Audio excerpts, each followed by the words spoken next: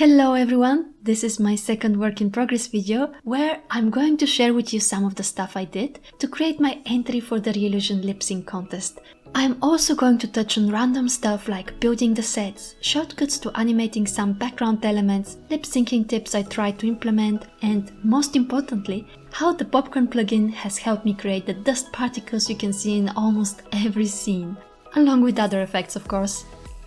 So, as summary, for the Reillusion lip-syncing contest, I wanted to take a traditionally 2D animated scene, such as from anime, and recreate it in 3D, using Character Creator 3 and Iclone7 mainly. I'm going to play the original scene I chose now, and I'll share a side-by-side clip with the final result towards the end. Hey, did the kid get blown away just like that?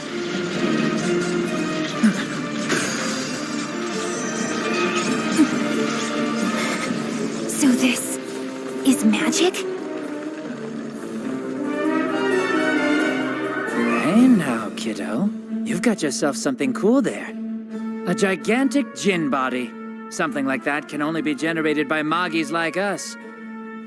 Okay, I suppose I acknowledge you then. But that's not all that my magic can do either. The scene you just saw is from the show called Maggie, the Labyrinth of Magic, and I think it was taken from the 10th episode. So let's start with the first scene, which is a lot of smoke. What the f- Anyways, we'll get to this later. For now, let's focus on the character. The first thing we need is Judar minding his own business. I decided to add some simple animation to the body and also animate the hair. Surprisingly, the braid took only a few minutes to animate. I'm going to talk more about it in another scene and show you how I've done it. The setting, as you can see, is super complicated. Just kidding. It's made of 3 flat surfaces that I covered with PBR textures. I found them for free on a website called 3dtextures.me. I highly recommend it. And these amazing rock piles that I found on CG Trade are actually going to be hidden by the smoke, so whatever. I would like to say that I had a very good idea of what I was going for with the lights, but my 2D brain was thinking about split complementary colors and was seeing all these blues and teals, and I was like, we need some orangey lights. Since Judar is talking here as well and I was going to do lip-syncing animation anyways, I decided to have the camera zoom in on him, panning through smoke and lightning just to bring us to his face.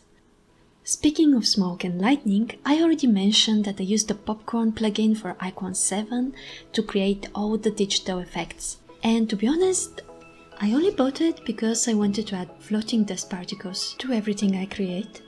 But it turned out that it has a lot of other cool stuff there, but floating dust particles are still the coolest.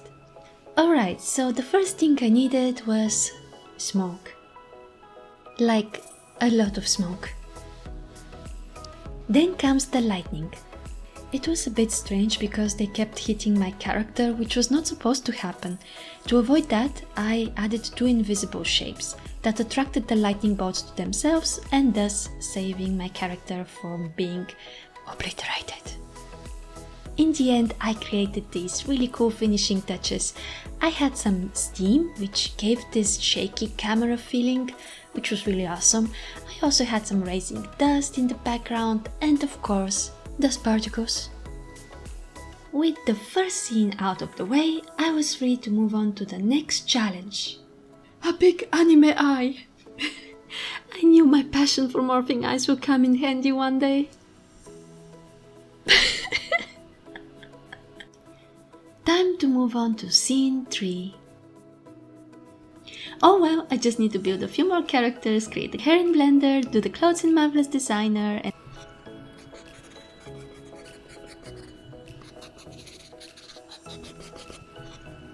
in scene 4, I had the night sky, some buildings in the background, a castle, and a dome. And you can only see everything for 2 seconds, so back to Photoshop.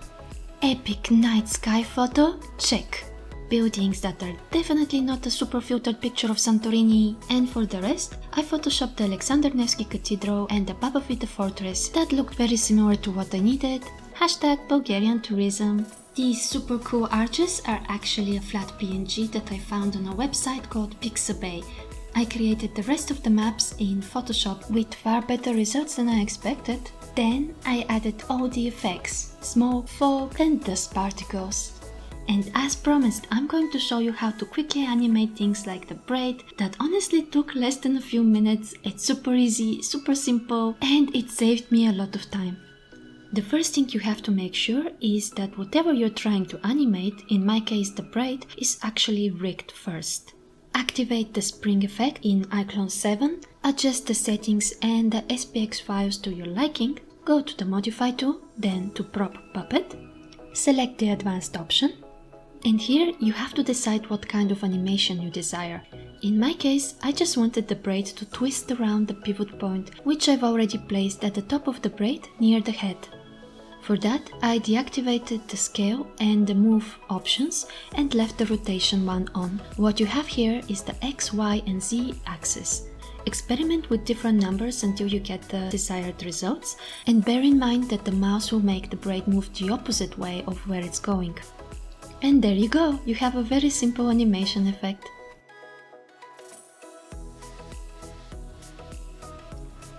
For scene 5, I'm going to talk more about the lip syncing techniques.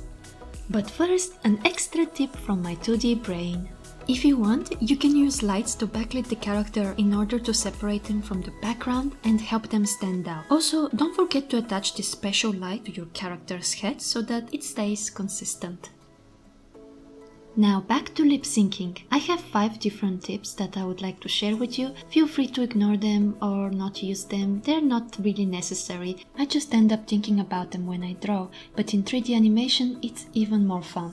Tip number 1 is to consider the emotions going inside the character's head. Are they showing their true feelings or are they hiding something? You can ask this question for every sentence in the dialogue, and focus on some of the words that are affecting the character's emotional state more than the others. If there are several emotions they're conflicted about, which emotion is the most prominent and how are the other feelings betraying their presence? Depending on the emotions, the lip syncing changes. Are the characters secretly angry, therefore clenching their teeth more? Are they hiding sadness so you can see them trying not to scrunch their eyebrows and avoiding eye contact? Does the smile reach their eyes when they speak? Does it look forced or genuine? Now go get yourself a mirror and keep looking at yourself. Another tip I used is to get the mouth ready before the sound actually comes out of it. When you think about it, the lips have to assume a certain shape before the sound can be produced. So instead of trying to match the lip shapes precisely to the sound, I moved them a few frames in advance. Tip number 3 is considering the extremes for both words and expressions. When you listen to the dialogue, take note of the words that stand out, either because the character's intonation changes while saying them, or because they somehow are the most emotion-inducing word. Tip number 4 is something that I miss a lot when it comes to 3D is the squashing of the face. I really like using squashed faces to move from one expression to the other. It gives it a more cartoony look, so you can try it if you want. And the final one, tip number 5. If you're a control freak like me, then just use keyframes for every single pose. I did consider mocap and also the puppet tool, but in the end I just had something specific in my head and keyframing was the best thing I could do for my sanity's sake. Scene 6. Good thing is I have everything built. Like I said, everything built and I can just crack on with the animation. Here I had to face my biggest challenge so far, creating glowing butterflies flying around the scene like crazy. Or I can just use the popcorn plugin and create some random butterflies, add some glowing effect on them, and done! Just like a professional. And finally, the last thing I was supposed to do is have the butterflies fly towards a point in the distance, in a very disorganized manner. But I like spirals, so please bear in mind that this is actually my first 3D animation ever. I'm not exactly the best teacher, but I had so much fun learning new things in Iclone7. I really wanted to share them with you. Anyways, please enjoy.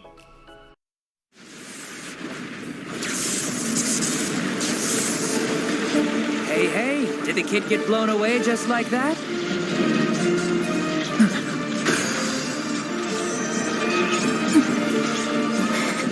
So this is magic?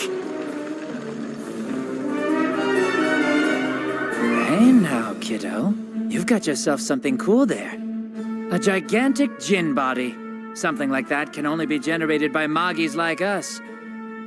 Okay, I suppose I acknowledge you then. But that's not all that my magic can do either.